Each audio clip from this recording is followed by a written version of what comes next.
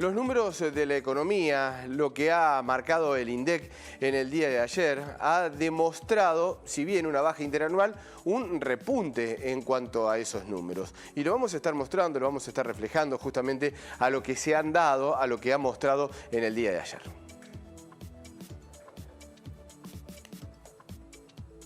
Aquí está, en junio la economía creció un 7,4% con respecto al mes anterior. El acumulado del primer semestre presentó una caída del 12,9%.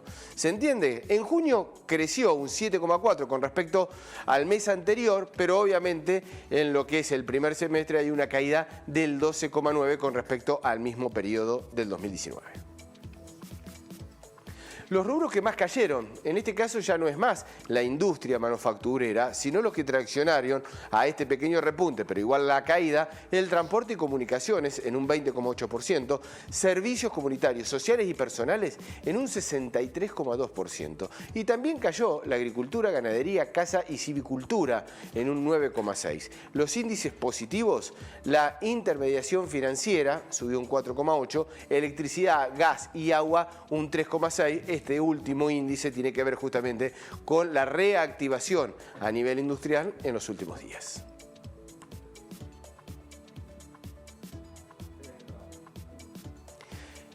¿Y qué es lo que pasa con la economía nuestra? Con la economía familiar, con los números que se están mostrando y con el aumento que percibimos en este día a día. Es así, porque ahí lo estamos viendo. Una familia tipo necesitó en julio 44.521 pesos para no ser pobre. Esto según datos también del INDEC. Para superar el umbral de pobreza en julio último, ¿qué representó esto? Un 39,4% más que un año atrás. Durante todo el mes de julio, la variación mensual de la canasta básica alimentaria con respecto a la de junio fue del 1,6% y la misma variación tuvo la canasta total. Realmente va subiendo este índice y no suben los sueldos y no sube nada más. O sea, sube la canasta básica, pero cuesta cada mes llegar de manera más difícil a... Hay muy pocas paritarias, ¿no? Paritarias hubo pocas. Hubo algunas, hubo una recomposición salarial, pero a muy pocos sectores, obviamente que no alcanza a abarcar el universo de, sobre todo los asalariados, ¿no? Claro. Que como siempre decimos, es en donde más se nota y donde más se sufre. Y vamos a presentar a un economista que nos ayude a entender esta situación, Francisco Barbieris Bollo. ¿Cómo te va, Francisco? Muy buenos días. ¿Qué tal? Buenos días. ¿Cómo están? Bien, bien, un placer.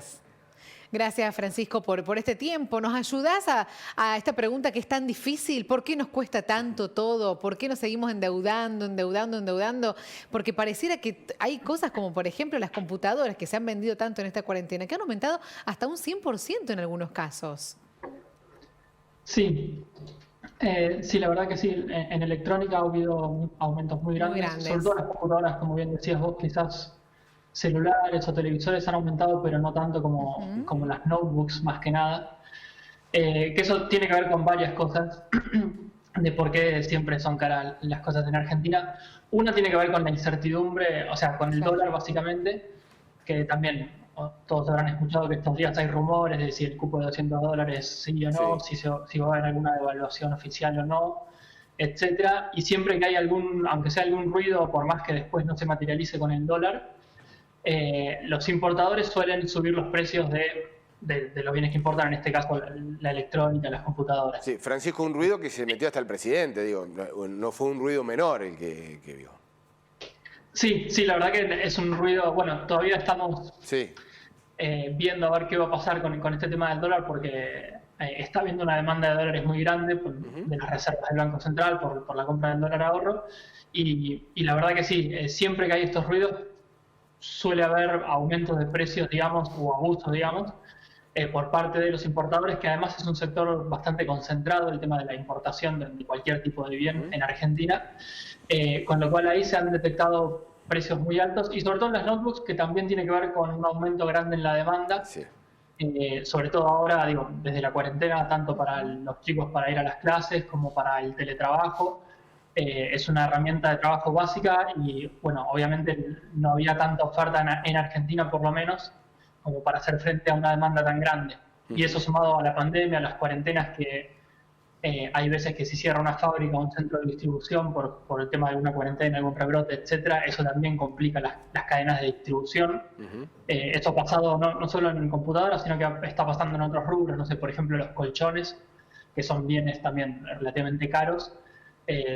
Con respecto a la cuarentena ha habido y todavía está habiendo problemas de distribución, problemas de falta de oferta, con lo cual eso también contribuye a que suban los precios de forma desmedida. No lo tenía lo de los colchones, ¿eh? Para mí es una sorpresa, pero está bueno. ¿Y qué pasa con los alimentos, Francisco? Porque es donde, a ver, más lo podemos llegar a notar nosotros en esa cuestión diaria de ir al supermercado y de notar que los precios han aumentado. Sí, bueno, los alimentos también. Dentro de los alimentos hay distintos tipos de variaciones, digamos, distintos tipos de rubros. Algunos suelen aumentar cuando hay problemas con el dólar o ruidos inflacionarios. Hay algunos rubros que siempre aumentan muy rápido. Todo lo que tiene que ver con los derivados de los cereales, digamos, trigo, soja, aceites, harinas, pan, panificados, bueno, todo lo que tiene que ver con eso suele aumentar muy rápido. Hay algunos rubros que a veces aumentan menos. Pero también está pasando, digamos, hay muchas expectativas relativamente negativas o por lo menos mucha incertidumbre en la economía con respecto a qué va a pasar en los próximos meses, tanto con el dólar, que quizás es el principal lugar donde hay ruido, como con la inflación, que bueno, que está muy atada al dólar en Argentina. Con lo cual, los alimentos también son siempre un mercado muy concentrado en Argentina, sobre todo desde el lado de la producción, la distribución, las grandes cadenas y demás. Y siempre suele haber, en los sectores concentrados, siempre cuando uno mira hay aumentos que están muchas veces por encima de la inflación. Claro. Y lo que ha venido pasando también en los últimos tiempos es aumentos de los precios mayoristas mucho más grandes que los precios minoristas, que son los precios que nosotros vemos en el supermercado. Con lo cual también hay muchos que dicen que hay una especie de inflación contenida. Bueno, se dio a conocer el índice mayorista. El índice mayorista es mucho más elevado, recientemente lo dio a conocer el INDEC, mucho más elevado que la inflación en sí. Claro, una inflación contenida, decís vos, o sea que se desataría una vez que termine todo esto. Digamos, es posible, no es necesariamente que vaya a pasar así, pero bueno, es una lectura posible porque los precios mayoristas que están más arriba en la cadena de distribución, que nosotros no los vemos, vienen aumentando y ya hace bastante tiempo, mucho más que los minoristas. Los minoristas, si bien no son exactamente equivalentes, pero tienen mucho que ver, digamos. Y los precios minoristas, digamos, quizás no aumentan porque no hay mucha demanda, porque bueno, hay mucha menos gente con trabajo, hay menos ingresos, los salarios no aumentan tanto como la inflación, entonces siempre que pasa esto, que baja la demanda, que hay menos plata en la calle, los precios quizás no aumentan tanto como podrían aumentar en otra época, y es lo que ha venido pasando con la inflación en los últimos meses, que no ha sido tan alta como se esperaba, pero los precios mayoristas sí vienen aumentando, y eso, bueno, presiona sobre los costos de los supermercados, de los comercios que venden esos productos, y eventualmente eso puede llevar o a que cierren muchos de esos comercios si no pueden subir esos precios, o a que en algún momento, quizás más tarde, se actualicen esos precios, aunque sea con delay, digamos, con un retraso, puede ser que suban esos precios. Claro, pero bueno, siempre todo atado a la incertidumbre en la que todavía un poco estamos. ¿Se puede advertir ese efecto arrastre que denominan los economistas? Porque dicen que los alimentos han subido cerca de un 3,5.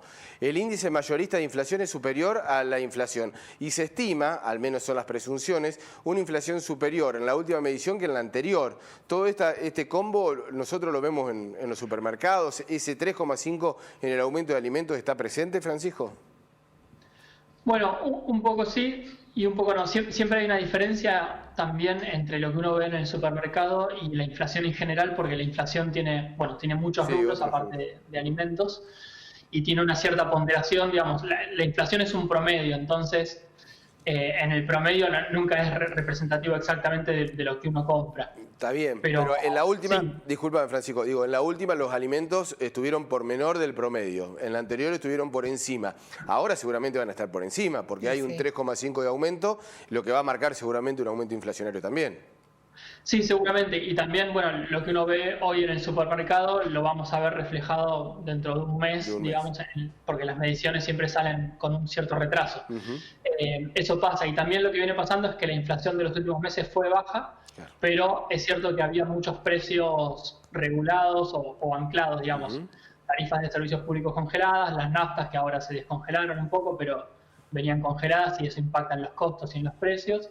El dólar mismo, el dólar oficial venía, si bien aumenta muy de a poquito, va aumentando por detrás de la inflación, es decir, está controlado, con lo cual hay una buena parte del índice de inflación, de los precios que capta el índice de inflación, que estaban contenidos, regulados de una forma más directa o más indirecta. Y si algunos de esos precios empiezan a desregular, como las naftas, quizás más adelante las tarifas, que es algo que el gobierno en algún sentido había anunciado en su momento, que no iban a estar congeladas eternamente esos precios, esas tarifas, es esperable que aumente un poco la inflación en los próximos meses. Si bien seguramente uno de los principales determinantes es qué pasa con el dólar.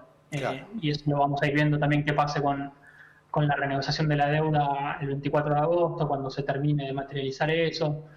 Hay varios obstáculos en el corto plazo que superar para ver si se termina de estabilizar esa situación también. Muy bien, Francisco, como siempre ha sido muy claro, no es fácil organizar la economía familiar hoy en día con todos estos datos que estamos dando, pero bueno, es interesante escucharte y que nos expliques también qué es lo que está pasando para entender un poco más. Muchas gracias. Muchas gracias a ustedes. Chao, hasta luego, Francisco.